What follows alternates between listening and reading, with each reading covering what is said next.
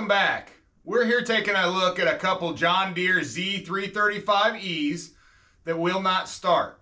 I'm going to show you how to diagnose those and how to get those taken care of. This one's got a little bit bigger of an issue than the first one. We'll dive right into those, but first off, go ahead and like and subscribe if you enjoy the content. This one here, the customer rolled it off the trailer. We pushed it over into the middle. I went to check it out yesterday, and this is what I found. The complaint was that it just clicks, it won't start. Now I put it back to the way it was when I found it out there. If you're hearing that noise, when you turn your key to on, your PTO clutch is engaged. Turn it off before you try to start it. Then fire it right up.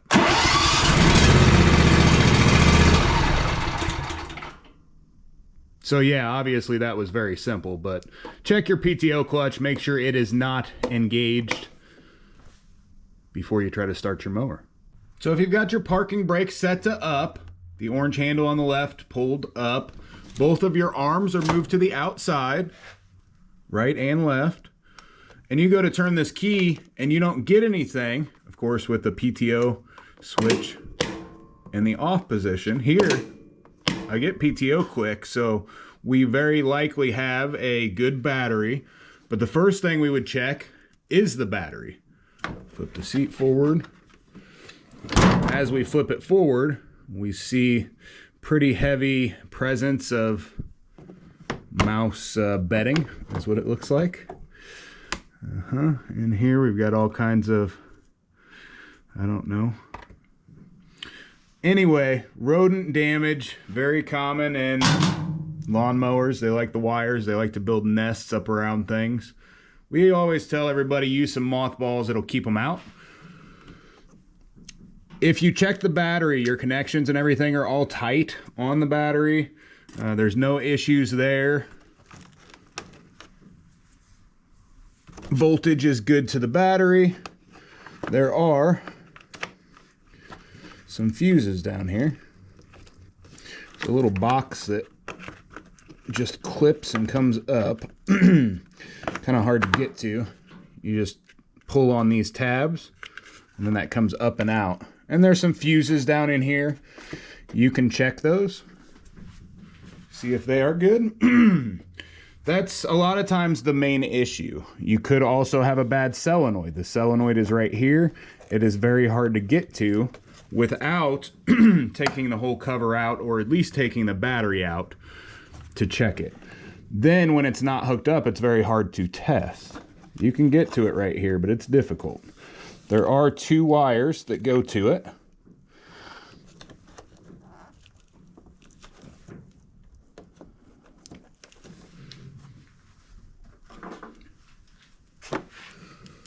Having a hard time getting them out. You don't want to grab it by the wire, you want to grab it by the plastic. I'm not worried about this harness here, and there's a very specific reason for that coming right up. These two wires, so if it's not starting, you've got good battery connections and everything, good battery. These two wires going to the solenoid, which is where this positive battery cable goes. When we turn the key and the parking brake is on, PTO is down, if we're getting 12 volts to these and it's still not starting, that means either A, the solenoid is bad, or B, the starter is bad. If the solenoid is bad, then you won't get any voltage to the starter. But if you were to plug these in, you know you're getting 12 volts, you plug it in, and if you test voltage at the starter while you're turning the key, like you're starting it, and you're getting 12 volts there and the starter's not turning, you obviously know you have a bad starter. And that's just on the other side of the engine over around here. This doesn't have any of those going on. When we first got this, we looked down in here. Show you what we found. Down under the seat compartment, this is what we find when we go to get into it. Mice have just chewed the heck out of the wiring on the one side. Really, with as much mouse activity as shows here, I'm gonna go ahead and recommend a wiring harness on it, because otherwise we're going to fix all this up and we're going to have an issue with some other wire somewhere. You know, if we try to just patch those 4 or those 6 right there that we see, you know, which can be done. If you want to splice into them, go for it. That's just not how we do it. We're going to get a wiring harness and get this thing replaced, see if there's any more damage in the process. To get the seat switch, you just pinch on either side, and you can kind of go in and then pull down. And that'll give you the switch out. So you pinch on these tabs on both sides, push in like towards the seat, and then down, and it'll come right off.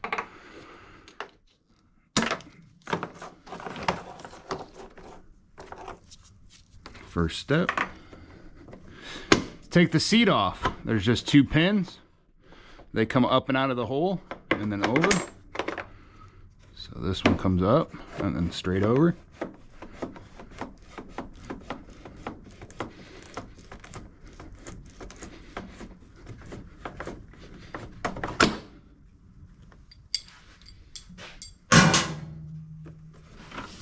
Seat out of the way. We've got to take the arms off now. These are 2 1/2-inch carriage bolts. I'm going to mark where it was. Just an easy way for me.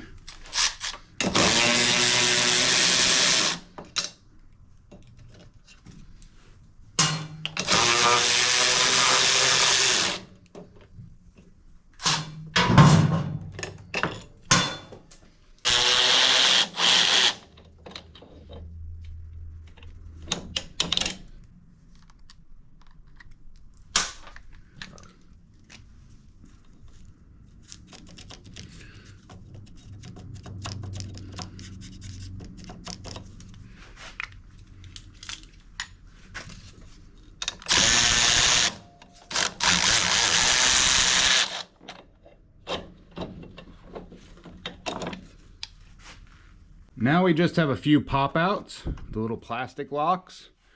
Use a screwdriver and go up underneath.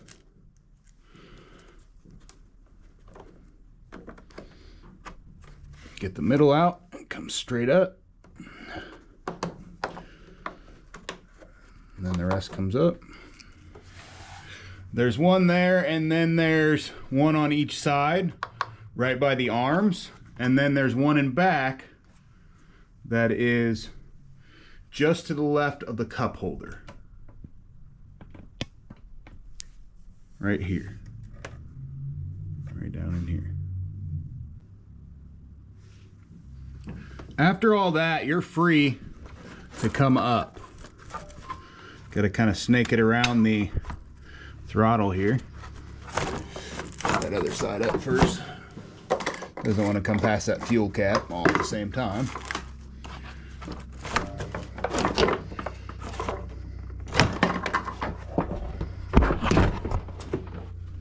Next, we're going to get everything all cleaned up, blown out, and then we're going to take the battery out just for a little easier access to everything and show you how to replace the harness.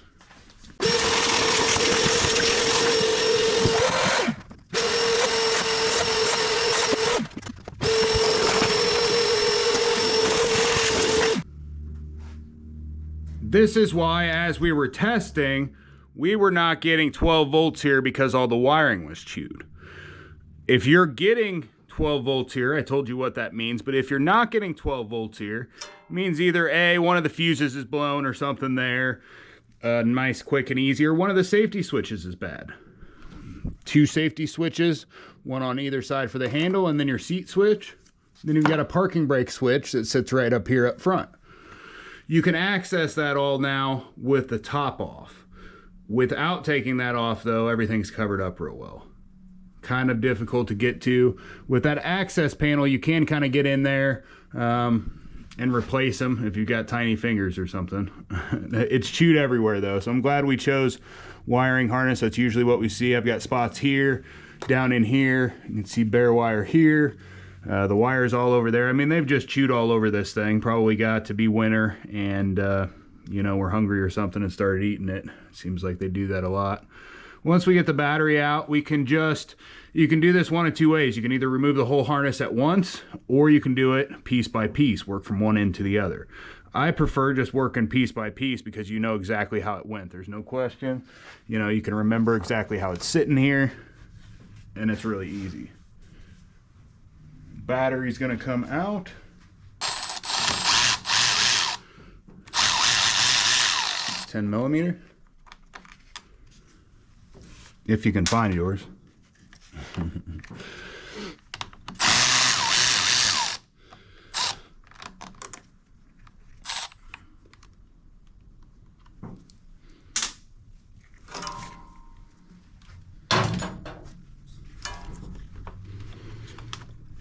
This thing was filthy though. There was probably 6 inches of just urine and grass and everything else in that front bin, and then bedding all on top of it in there. It smells lovely right now. Get the rest of this stuff down in that battery box clean. It's a John Deere AUC 16380 wiring harness. Not sure that that fits for every single one, but it does for this. Just kind of lining it up where it should go, kind of laying it next to the other one. And then we're going to start at this end and work our way that way. Now here it's all pretty well open. You can see basically this is our seat switch going up, which is laying right here.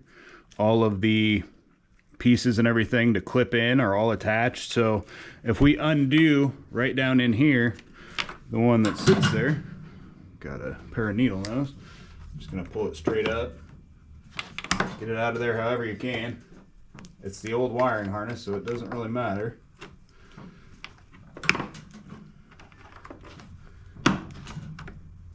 You do not want to break the switches as you're doing it though. That just pulls straight out. So does this one, and that's free. It's a bunch of your yeah, it's good quality. See, all that urine and everything just eats away at those wires too. You know, all those connections and everything, the metal breaks down. Definitely good with this bad of a mouse infestation to get it replaced. So yeah, just take a couple off at a time.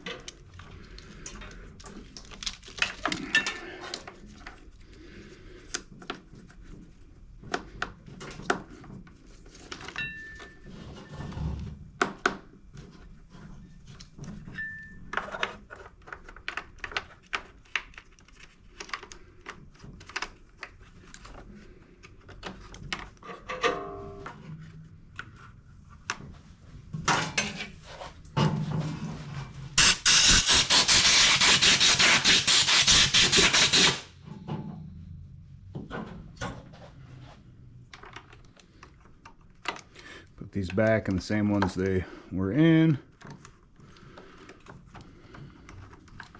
Green and yellow over here. Pink over here.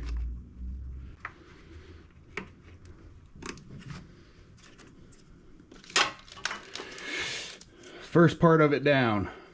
On that other, when we took the seat switch off, you could just disconnect it up top. It's just fine. We're gonna just put this onto the other one, and we're gonna put it back on as we put the seat back on later.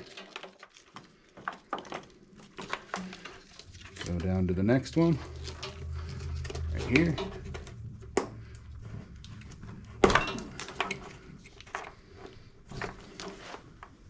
Next thing, we're over here to the other safety switch. You can just pull that straight out.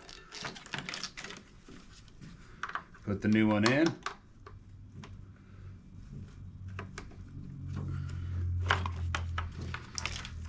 Follow it to the next space, which is right here on top.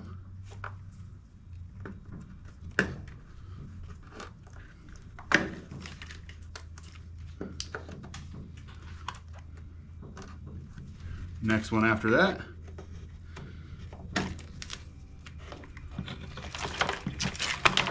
And just again, running right along the side of this one at a time.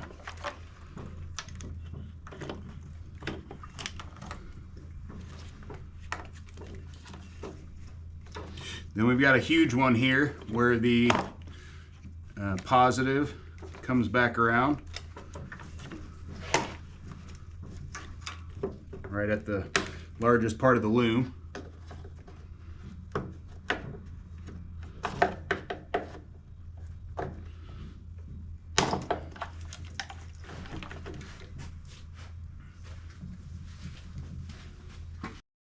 Next, we're going to unplug everything down here at the bottom. Your PTO switch, your ignition switch, your hour meter.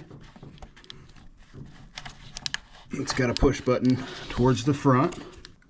That one was pretty hard to push, but you've got to push in on it to let it release.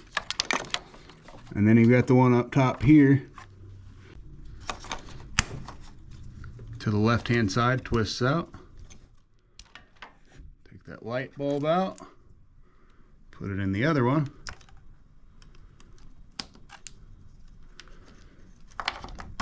All this is disconnected at the bottom, so we can push that whole part of that harness out of our way. Just gonna push everything from the new one down in here.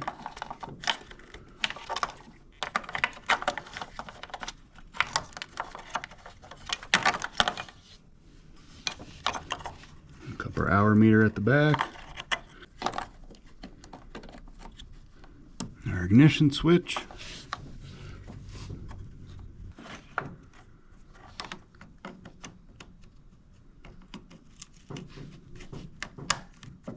PTO switch.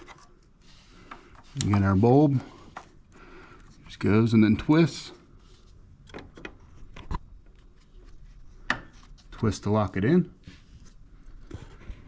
And I was wondering where this went originally, but that's just an extra one that's down here.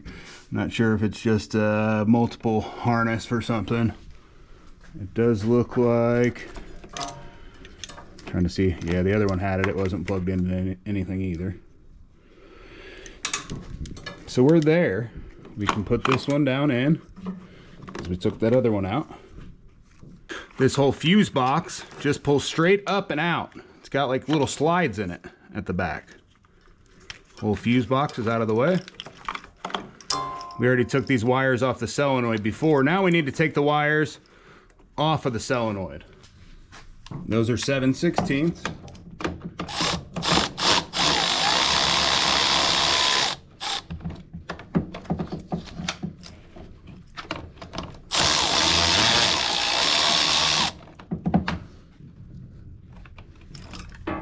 Now pay attention to what you took off from where. The small pigtail goes to here, to the hot side.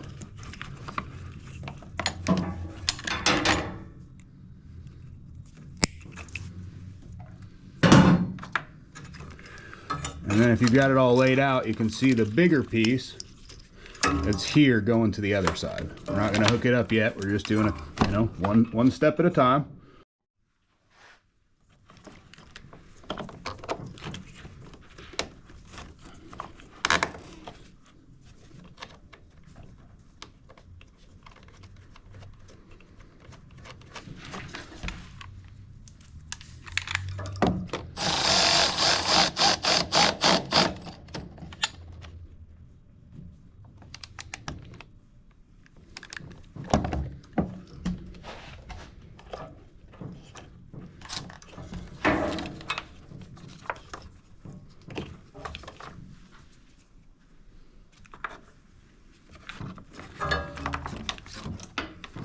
Pull the rest of this out.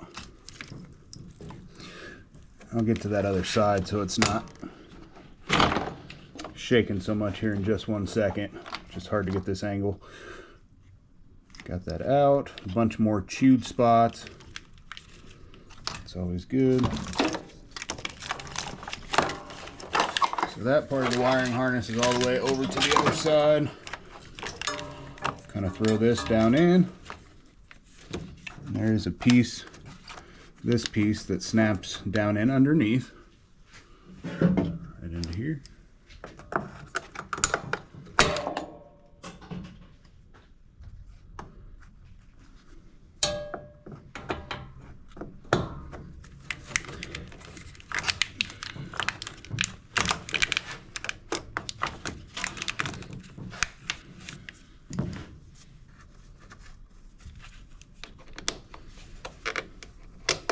And the only reason I'm hooking this stuff up before I put the fuse box back in, or back down in there, so I have clearance for my hands and everything. Otherwise, you don't have nearly as much room to work with.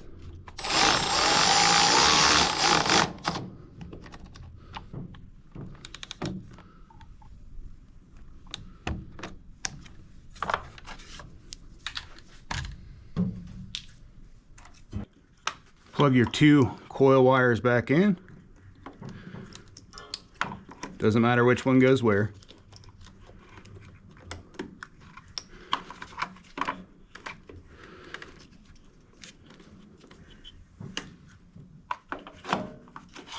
And this slides straight back down in, just like it was before.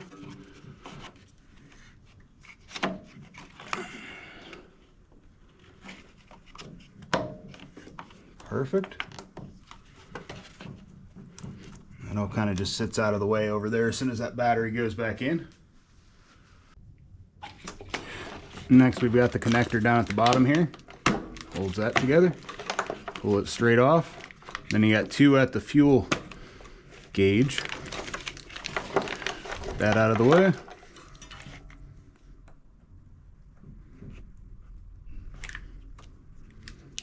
I think that's what that is a fuel gauge anyway.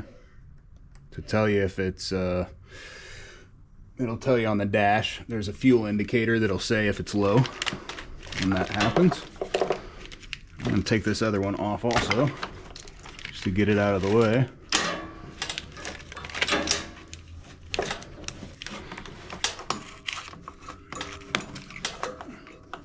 So this other one actually goes that way into the sidewall there.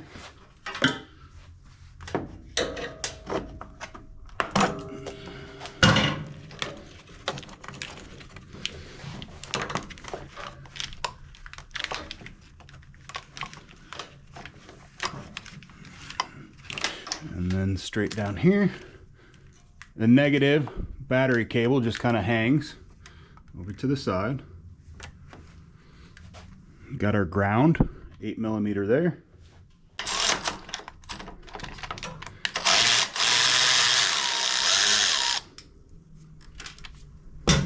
Usually want to go the right direction when you take those off. Unplug our connection there, and just 2 plugs and it pulls straight out. Got our 7/16 for the power wire going to the starter.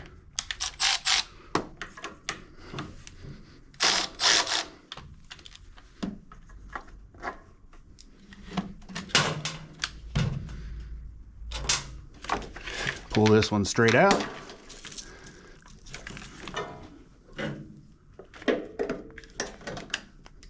This thing just has stuff all over it.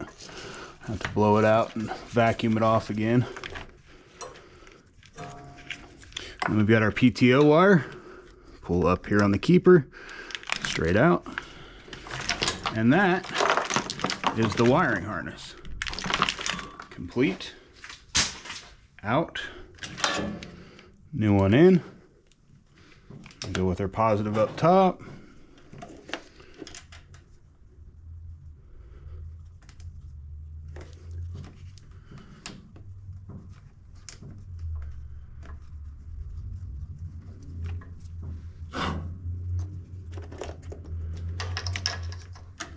If you guys didn't notice, that wasn't a positive. This is a positive to the starter though.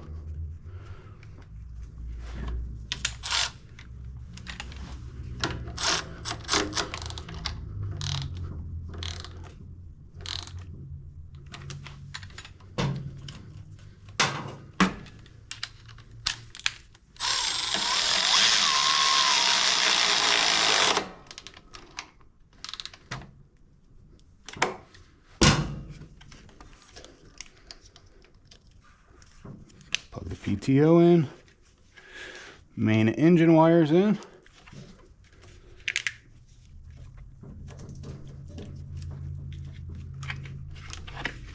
New harness installed. Now we just need to get the battery back in and the seat hooked back up.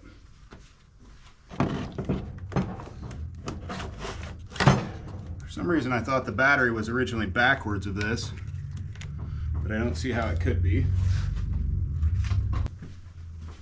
I always put new 1/4 stainless steel bolts in any of these I do.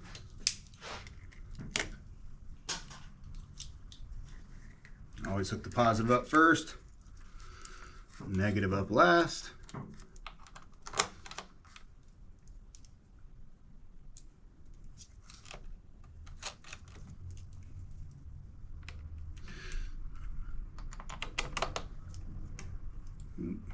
That's my washer.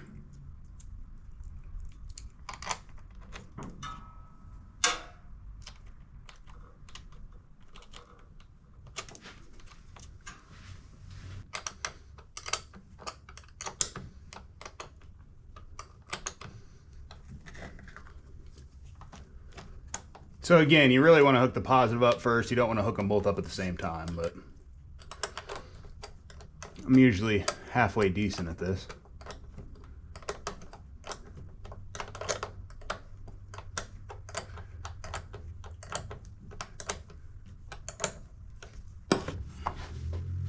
I'm not going to worry about hooking the seat switch back up just to test everything now, because as long as we have the parking brake to the on position and the arms all the way to the out position, this thing should fire up. So let's test it out and see. And we turn it to on. Oh, I guess I did already have it to on. We hear the click. That's from the fuel solenoid. It's a good sign. Hour meter comes on and we get good starting, right? We just saw that.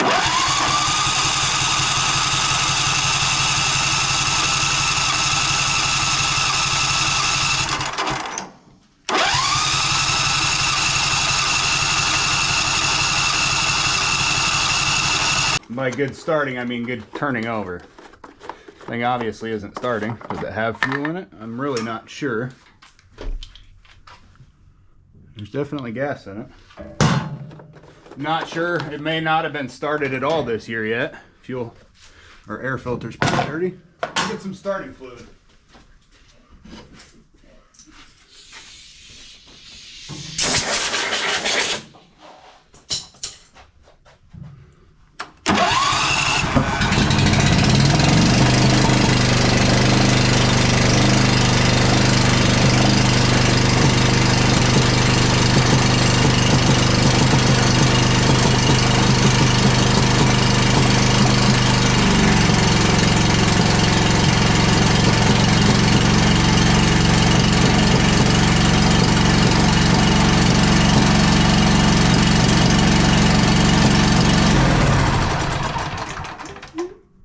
Definitely sounds like we have more issues than just the wiring harness. Looks to me, looking up to the side, we've got mice all up through the rest of it. One last walkthrough on the wiring. I didn't put any of the cowling and everything back on, but the cowling should go back on. This comes up through it before all this goes back together. I'm just gonna put it back together like this for now. Probably gonna take it outside and power wash it up. It's just in pretty nasty shape before we get started on the rest of it. Make it a little bit easier. The wiring though, just kind of one last rundown for everybody if they need it. Just close-ups of where everything's going.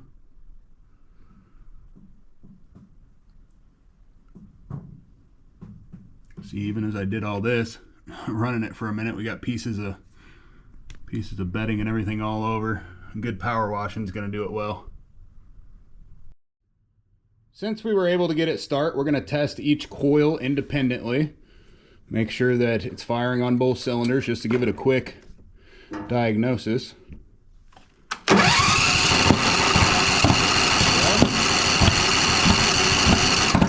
It's an interesting one. Doesn't sound so good. Sounds like maybe a valve is stuck, push rod's bent. Let's take a look. This is the side that was kind of popping and clanking. So we know the other side's running because the machine was running in general. You get a 10 millimeter on there. Apparently I grabbed an 8.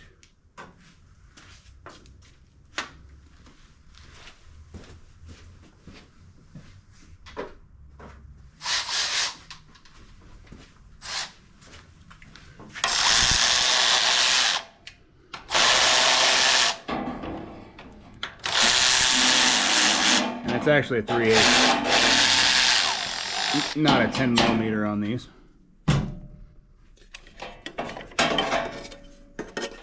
Alright.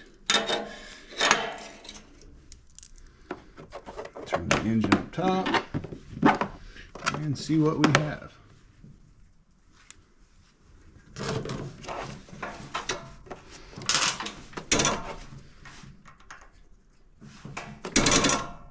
So that valve is always tight. That's my exhaust valve, and it's always tight. It should be loose when it's at the top, so it's not spaced correctly.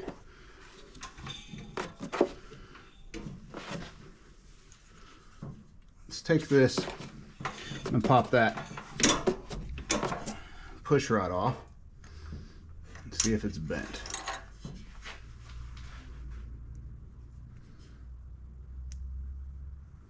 Straight as can be, it's not bent. This just needs a simple valve adjustment.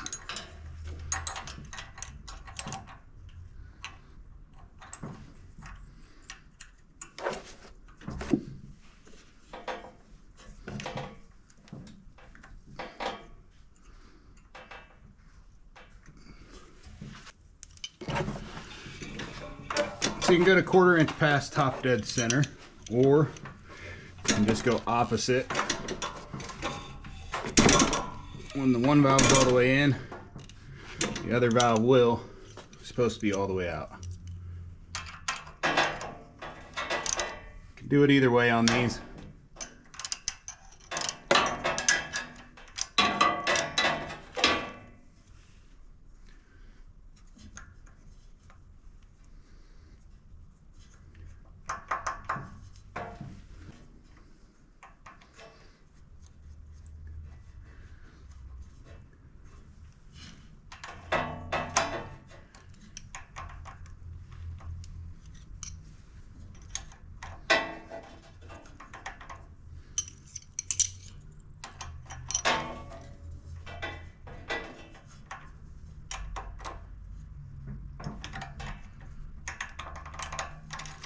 There we go.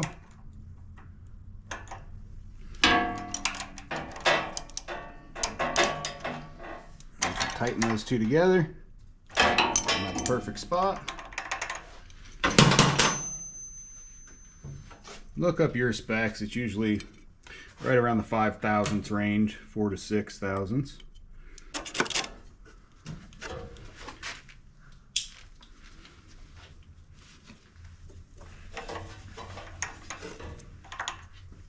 .690-971 gasket. Put this all back together. Again, we're gonna have to open that top and figure out, you know, if the mice did any damage up there also. I didn't see any of that debris until we started it. Otherwise, I would have already estimated that, and we would have taken a look at that. Sometimes it's hard to know with mice what all kinds of damage they've done. They can get into anything. It's difficult.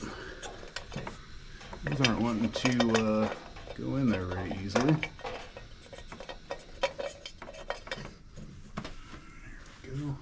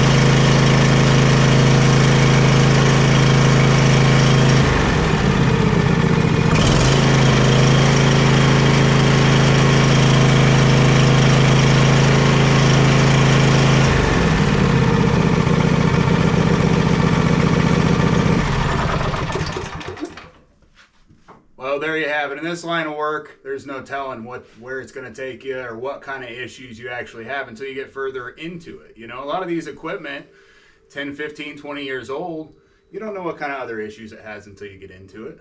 Here, it was just a nice, quick, easy valve adjustment. Valve seat probably moved. I don't know exactly what happened there. It was a very strange issue. I'm going to talk to them about it, see if they want me to pull the head. As of right now, it is running though. I didn't really see any other issue there, unless it's gotten hot. I am going to go ahead and pull that top cover off, see if they did any damage to the coils or the wiring harness. You know, take a look at that before sending it back and then having another issue right away where the coil or something's grounded out. Thanks for watching. Like and subscribe if you enjoyed the content.